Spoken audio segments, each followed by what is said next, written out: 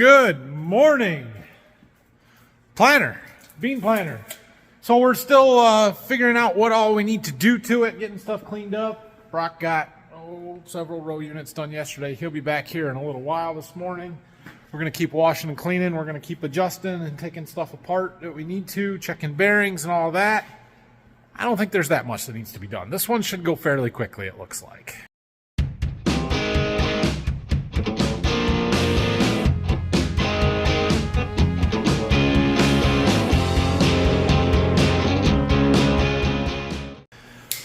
Brock did pull off a opener last night, gauge wheel on this side, and these seed openers mounts on this shaft and runs next to the other one to form the V trench where the seed goes.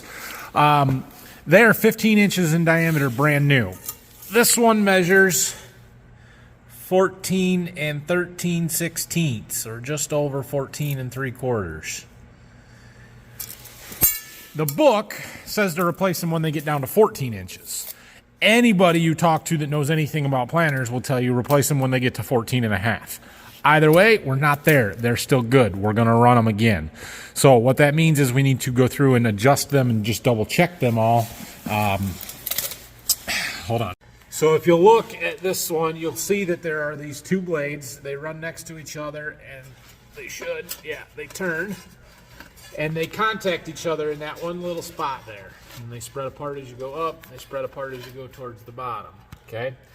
This area right in here where they are touching needs to be a certain length. And so the way that we check that is to take a couple of business cards. You slide one in from the top until it sticks, one in from the bottom until it sticks, and then you measure the distance between them, between where those two business cards are. You want it to be about 2 inches of contact area. So I think the book says 1.5 to 2.5. We want it to be 2. So we'll go through and check all of those. Most of the time you don't have to adjust anything. There are some shims in there that you can use to move them in and out if necessary. We did put new no-till holders on it last year, so these blades were new a year ago. I know that they are good. We'll go through and spin them, just double check the bearings. Same thing with the ones on the openers. As we're checking them, we'll spin them, make sure that the bearings are still good. And then all of the chains that drive everything, we need to check those, lube them up, and make sure that they are the bearings and the idlers and everything are still good. These chains and these bearings, and so other than that, I don't really think there's a whole lot that we need to do. Like I said, I thought that one of these closing arm brackets somewhere was broken right there. Yep, we got to get a new kit to fix that one, adjust our gauge wheels, but not that much to do. Look, Brock's here. Can you talk today, Brock? I can talk a little better. A little better, all right. You wanna tell us what happened over here, Brock? I got here this morning and I see this. Left-handed threads. There's what happened? No threads left. So on these opener blades, the ones on the left side are left-handed threads because of the way that they roll, so that it tightens instead of loosens and they don't come loose. And forgot, didn't we? I did. I've never done that. Oh, yeah. Never, ever have I ever done that. Last year you did that. No, not last year. I did it the first year that I was working on planters, and then you don't forget. So you won't forget again, will you? Because you strip one out, and you're like, why isn't this coming loose? And, oh, that's why. The good thing is it screws up the nut and not the threads, and so those are still good. So all we got to do is get a new nut. So that was like a $2 lesson for you, but it'll be okay.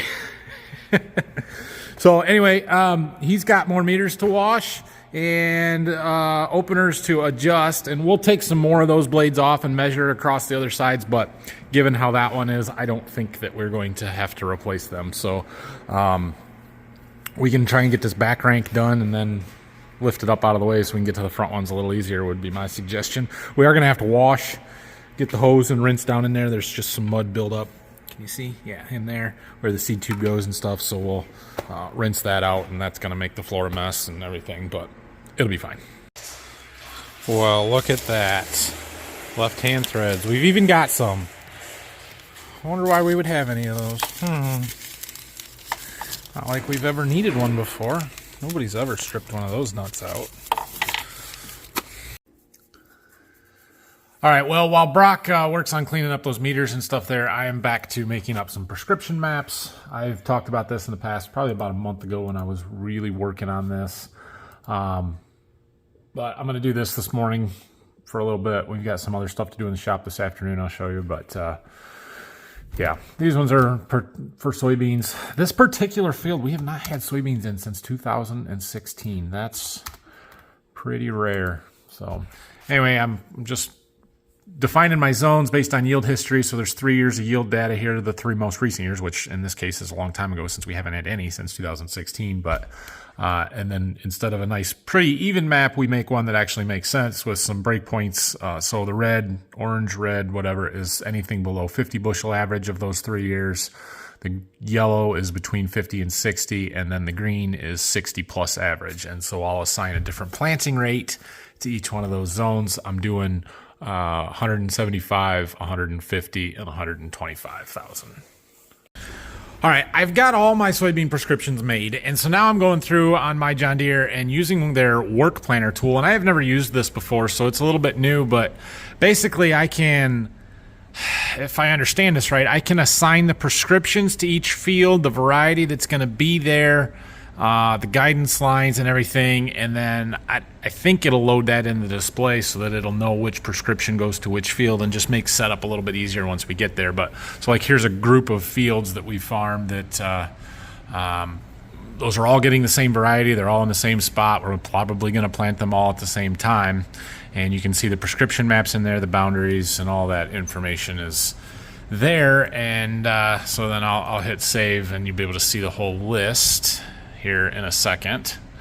There's the whole list of all the bean fields. They've all got the variety assigned to them, the fact that it's a prescription. If I wasn't using a prescription, I just wanted a straight rate across the whole field, I could type in what rate we wanted in there, all the guidance lines. I don't know, I never used it before, but we're going to try it, especially with corn, with the new tractor and the Gen 4 display. I think it'll make a bigger difference than using the 2630s on the bean planter tractor. But yeah, we'll give it a shot. I do enjoy the planning side of this stuff, but I can only sit in front of that computer working on that for so long. So now that we got the bean stuff done, it's 11:15. We'll check in on Brock over here and go find something different to do. How we doing, Brock? Seed tube number 17 will not come out. Seed tube 17 won't come out. We can fix that. Let's go take a look. I'll assume it's this one since this is the one that's not out. Whew, that one was stuck in there pretty good. I got it out.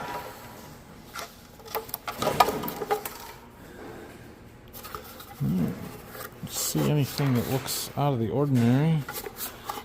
Dusty.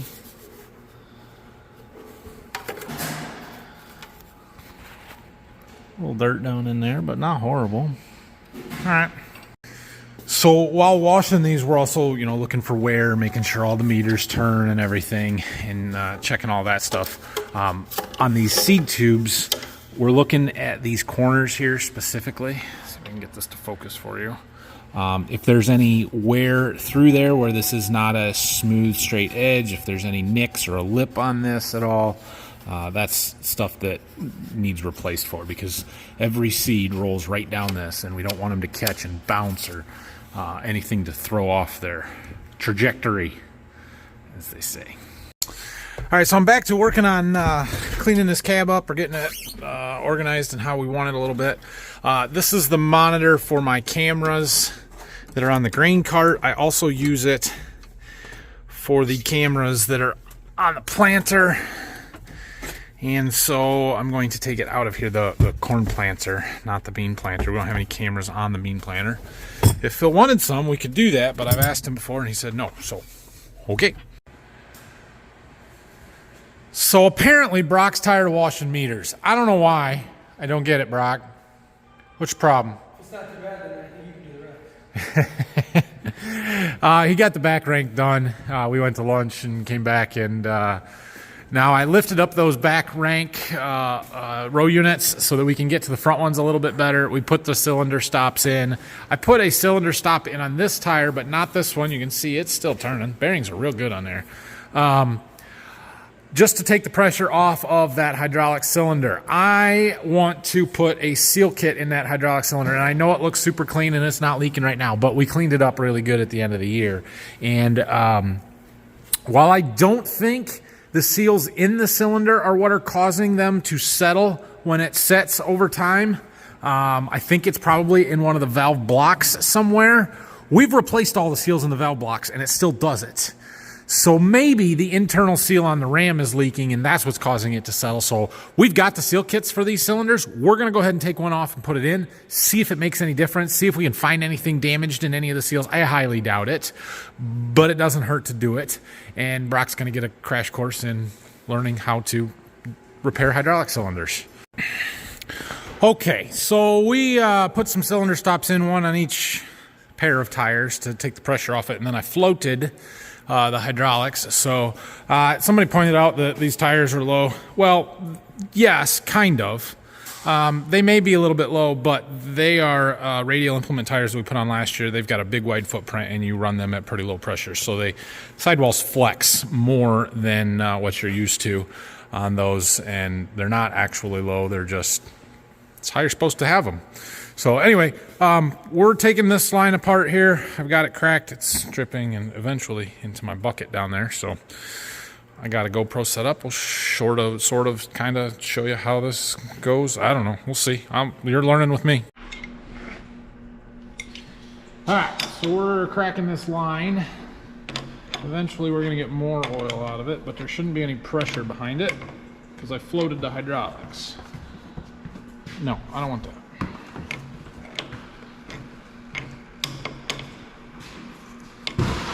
Okay, it's loose. Cool. Let's see if I can just prop that up. There. All right.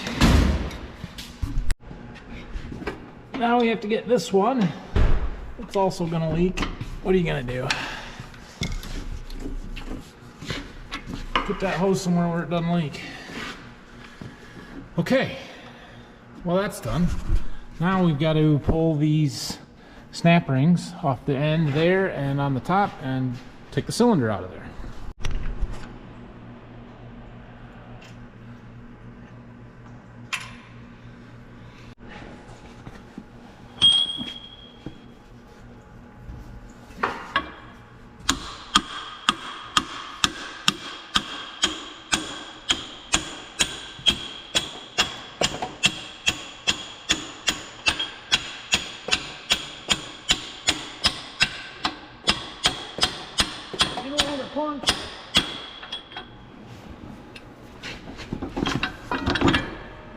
Okay.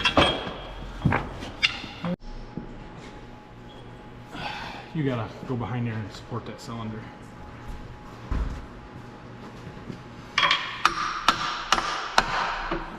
fact, if you do this right, I can probably just pull that pin out. Unhook this hose. That one was holding. Got it? Yep. I don't know if you're gonna get it out without twisting it. Well, I just gotta lean it forward. Right? Well, you gotta get this fitting out. There you go. Excellent. All right, so now the cylinder is still full of oil, so we gotta get the oil out of it. So turn that so those are pointing into there and not at me. It's okay if you leak some, that's why we got a bigger tub. Now you gotta try and push it in. Can it be pushed in? Kinda, sorta. Yeah, we can do it that way. There you go. See the oil out of there. Okay, now when you go the other way, it's gonna come out this way.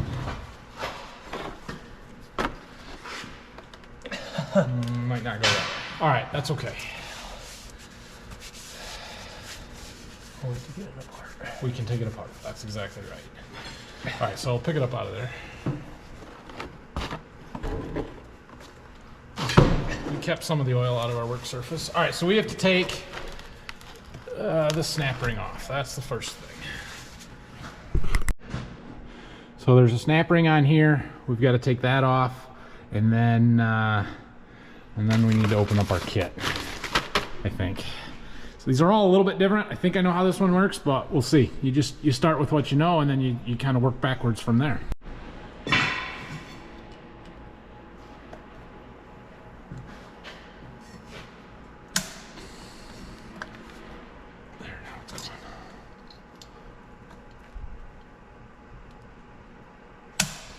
Get a screwdriver or a pick.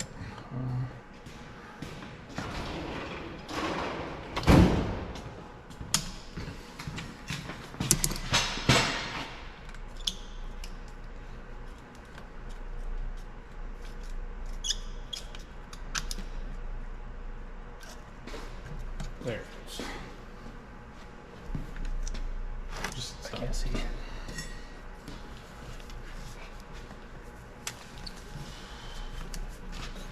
Okay.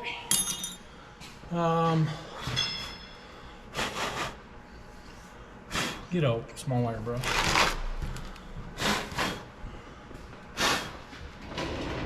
So now, I believe we have to put a spacer in there, push that back in, and then pull it out.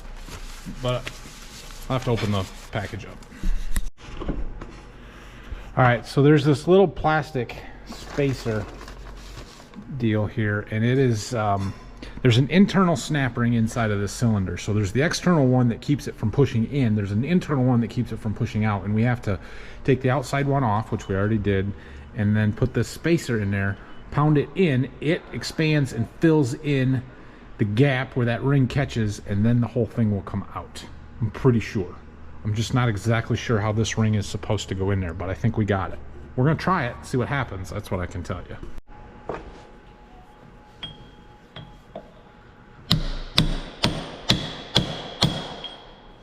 All right, going.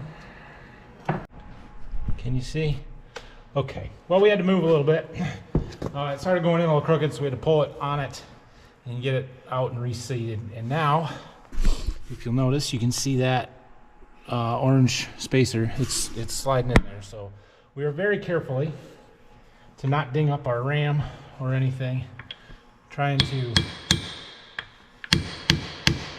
tap that down in there.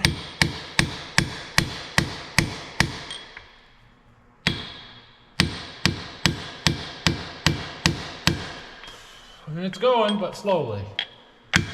Oh, we've got that pushed in. I think we're far enough. It didn't seem to want to go anymore.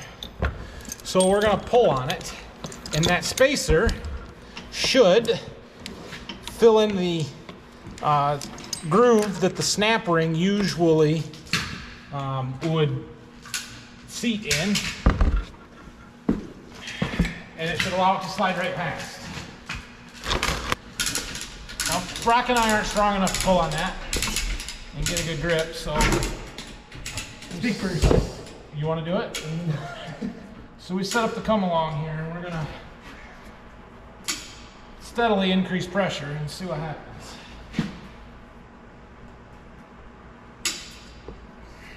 Get the hammer and tap it. Gentle.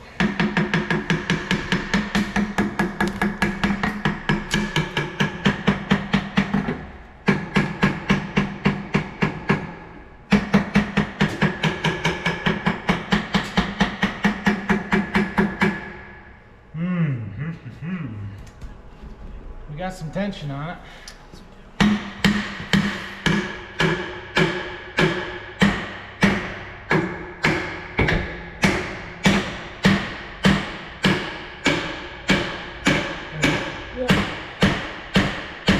It's coming. Question is there spacer in the right spot?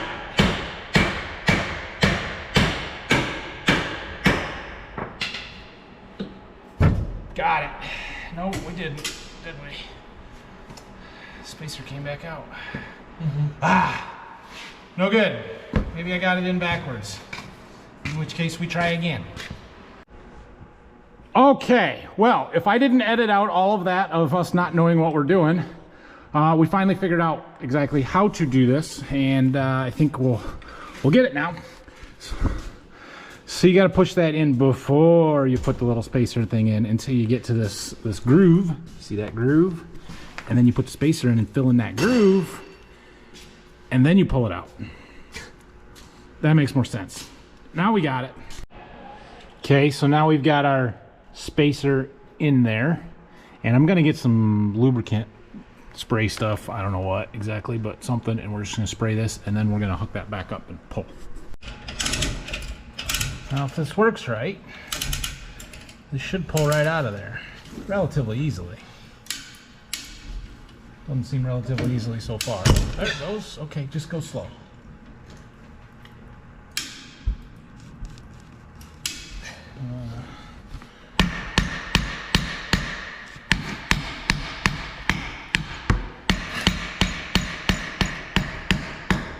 Moving. Keep going, just nice and slow. Okay. Whoop. So there is the inside of a cylinder. Keep pulling a little bit. Okay. Should be able to pull it out of there by hand.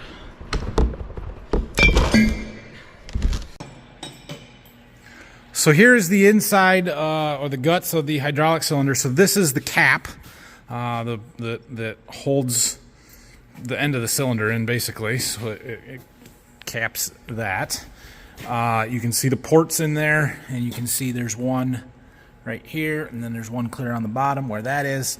Oil goes in and out of both of those ports depending on which way you want it to move. So this piece is called the ram, and this is the ram.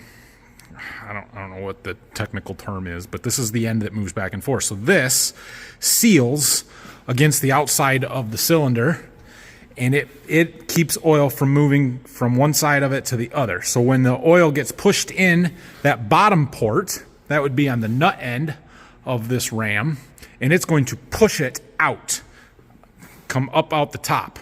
If you push oil in the top and it is extended, it's going to suck it the other way. So it's upside down. But basically you're putting oil pressure on either side of this plate to move it up and down, back and forth. This is the cap piece, and it just is there to hold the cylinder in so it doesn't come shooting out, which is what this snap ring's job is. This is that internal snap ring that we had to compress with that spacer that we put inside there.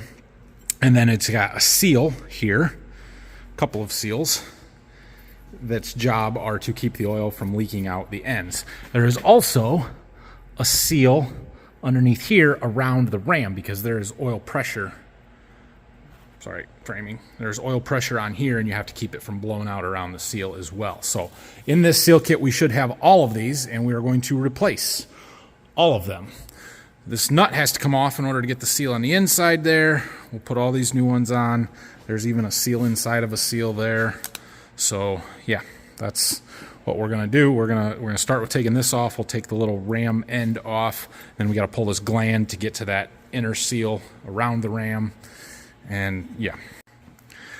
All right, so this nut right here, she's tight. She's real tight. And I'm a little leery of putting heat to it. I mean, we're gonna replace the seals anyway, but I suppose it would be okay. So I made a quick phone call to the person that would know, and he said, get your inch impact out. You're gonna need it. So, okay, so we're gonna do that, and we're gonna get it off of there. Well, that was not the goal.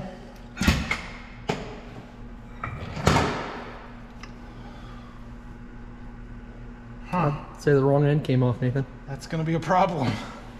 Now how do I hold it? Can everything come off that end? No. Huh.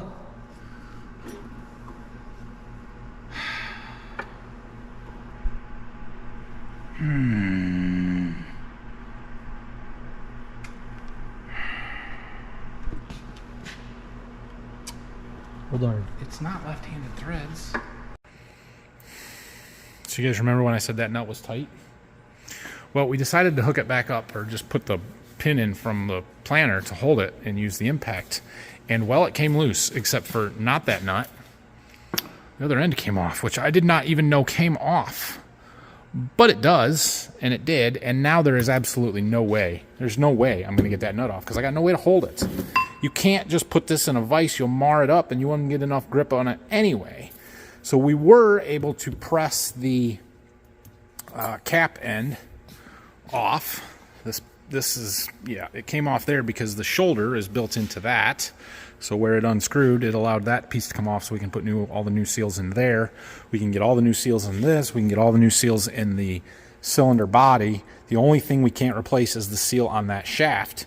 And to be honest, it's unlikely that that's the place that it's leaking. It's possible, but I think we're going to take a chance and not do it and put all the rest of the seals in and put it back together, because there's no way for me to get that apart. It probably needs heat, but even if I twist that piece back on there as hard as I can possibly get it, this will always unscrew before that does. Unless I weld it on there, and I'm not doing that. Okay, so we've got our cap end here. We're going to put all the new seals in this. I've tried wiping it out, cleaning them up as best I can, so we're not working in dirt here too much. But step one is to take them out. We're going to start with the inside one, so they should pop out of there. Maybe not, maybe not. Maybe this is all going to be really difficult, because why wouldn't it be? Nope, there it comes. Okay. Used seal number one. There's another one down in there.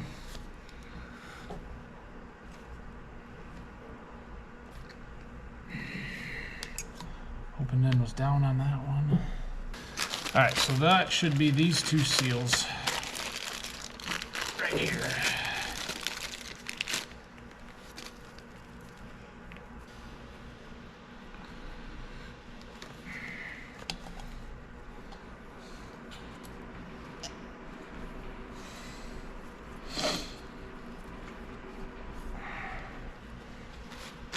Where's that file screen? Okay. That one was relatively easy. This one goes like this. Okay. Also relatively easy. Now we gotta do the ones on the outside. So we got our snap ring here, there's a seal here, and then a big seal and a backup ring.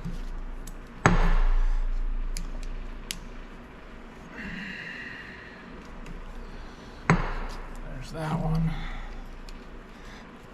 The backup ring goes closer to the snap ring.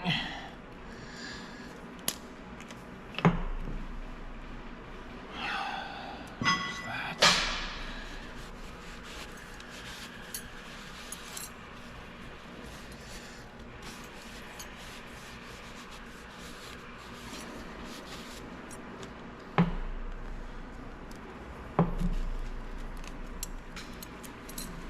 Come on.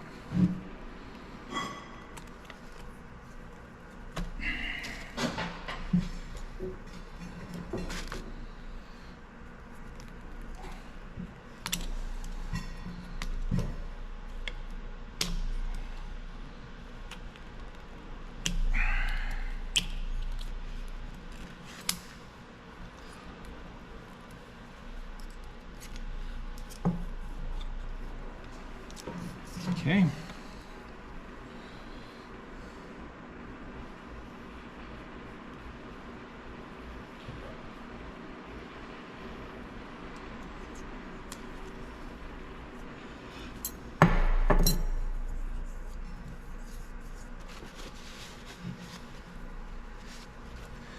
Now this little one.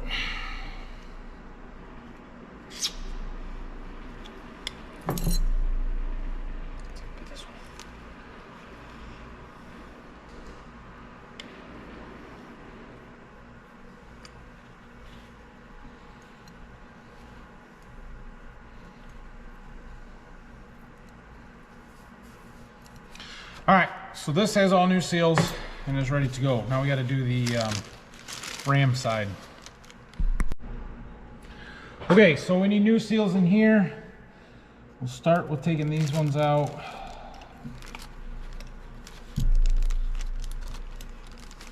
I assume we got new ones of those. Yeah, they're all in there.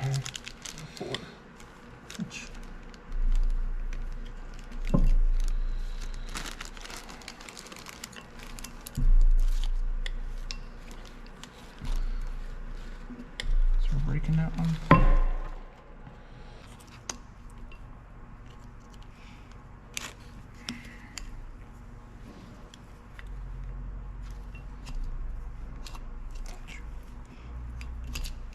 All right.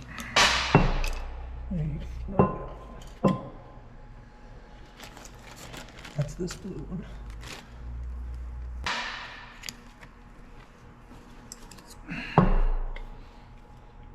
Okay. And then we got just one here.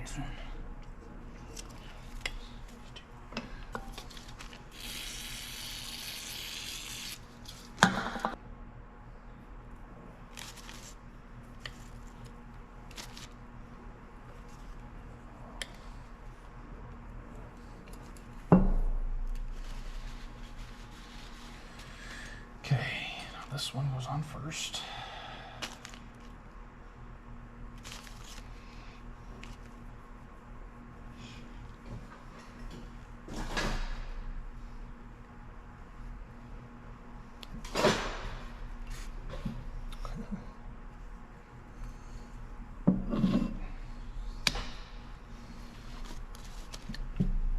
Okay.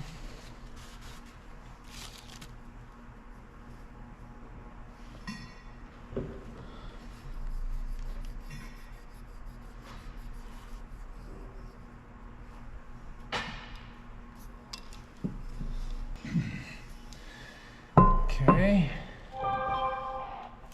This one.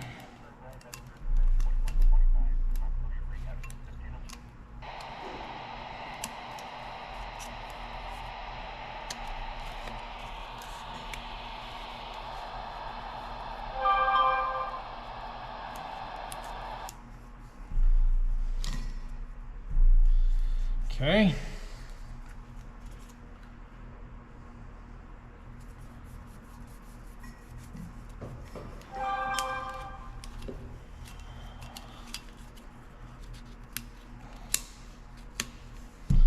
And that one. All right, so that's got all new seals. Now I don't believe there are actually any seals in this other than on these fittings, but we don't need to worry about those because I know those aren't leaking. So I think, I'm fairly confident, we can take that spacer out of there. Because once we push it in, we just need it to push into the groove and snap, and we don't have to go past it, right? And pull out. I'm pretty sure. So we're gonna go ahead and take that out. Well, it didn't make film, but we got this put back on there. And now we're ready to seat it into the cylinder barrel. Yeah, Brock, pick that up. Set that in here. I think we are good to go.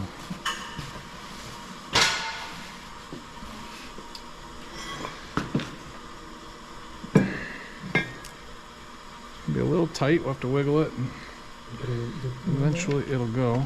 Yeah, we can spray it with that stuff. Just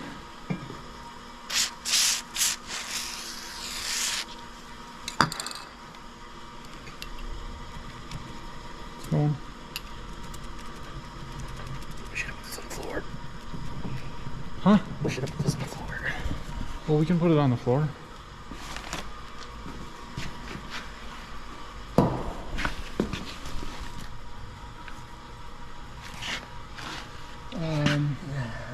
You got to put something, a block of wood or something on it if you're going to tap on it. Those. Ooh.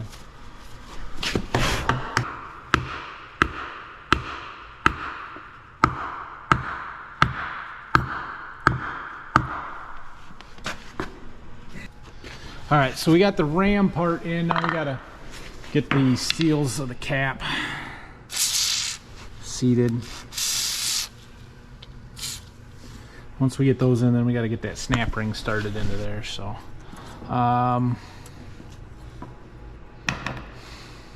we're gonna have to start tapping on this. Tapping on up here isn't gonna do us any good. So let's find one of our punches and we're good. Question is, how do we compress that snap ring to get it started? Will it just go? It might just go. I think if we get this down enough, we can compress it a little bit just to get it past the lip. Okay.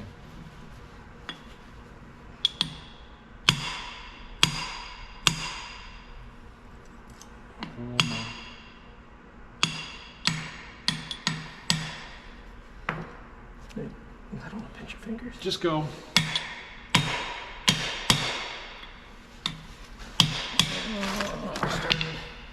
It started a little bit.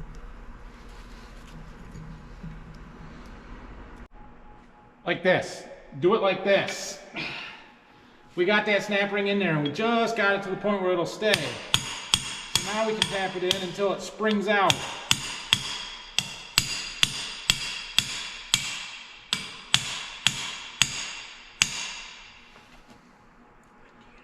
When do you know? We got to get that other one on the outside.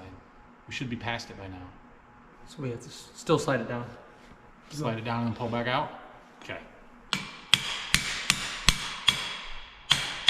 Okay, that's got to be far enough. So now we got to pull back out and then we can put that external snap ring in. It'll keep it from pushing in too far. And then we're done. Hopefully. Okay, so that's where it's supposed to be. Now all we have to do is get this snap ring in there. We'll even put the pretty-ish green side out here. Hold this while I do this. The trick is going to be getting that spread apart enough. There.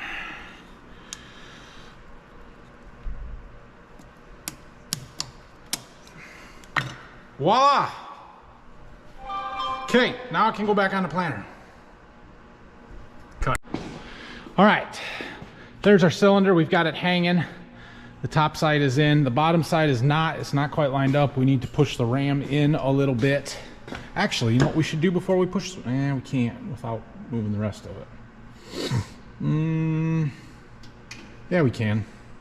So our cylinder is full of air now, which is a bit of a problem because it makes cylinder move sporadically. And so it would be really nice to run that in and out without having it hooked up, the ram hooked up, which we can do. I just don't know how it's going to affect the rest of the planter, but we got cylinder stops in on every wheel frame, so I think it'll be okay. Because there shouldn't be any weight on this wheel anyway, or any of the other ones that are actually going to move. It'll just kind of lift some of them up and down, and that cylinder will pop in and out a little bit. We'll try it. Since we're making videos about how to change hydraulic cylinder seals, this is how you tighten the hoses back up. Good job, Brock. Thank you. Okay, so now we are ready to run it and test it and pull that ram in and out, and then we'll try and get it lined up just right so we can get the pin in there. So, Brock, you're going to stand here and watch that and hold it so that it doesn't stab our tire. Just, yeah, be careful.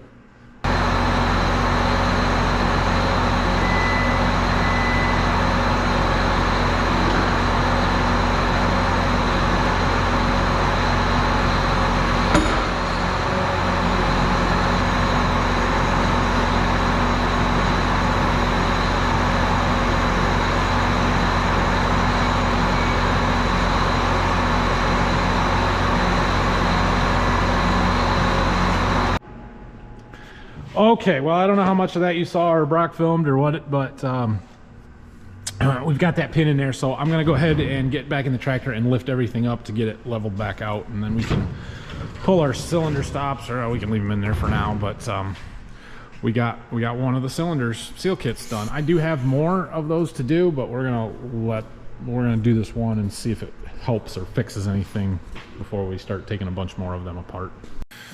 All right, well, I didn't get the frame leveled out quite right. We need to set it all the way down and rephase stuff, but it's fine for now. I tried to clean up a little bit, put some stuff away, but it is 5 o'clock and it is time for me to go home. So I hope you enjoyed Brock and I's tutorial on how to change seals in a cylinder on a wing on a John Deere 1790 planter. It is also the same as on a 1770 NT planter. I know that because it has the same cylinders. So we may end up doing more of these. We may not. I don't know. I know on the corn planter we've got a couple of mainframe ones that are leaking, which I believe is the same process, but they're a bigger cylinder, so it's a little bit different in the seals that we use. So anyway, thanks for watching.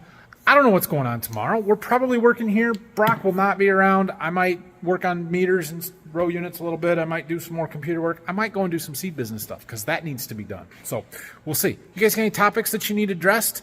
Let me know. Well, maybe we'll do that. I do need to do a spring equipment tour video. That'll happen as we get closer to planting and it warms up and stuff. But that's on my list of things to do. So anyway, thanks for watching.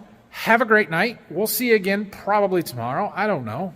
But if you have any questions, comments, leave them down below. See you guys. Thanks.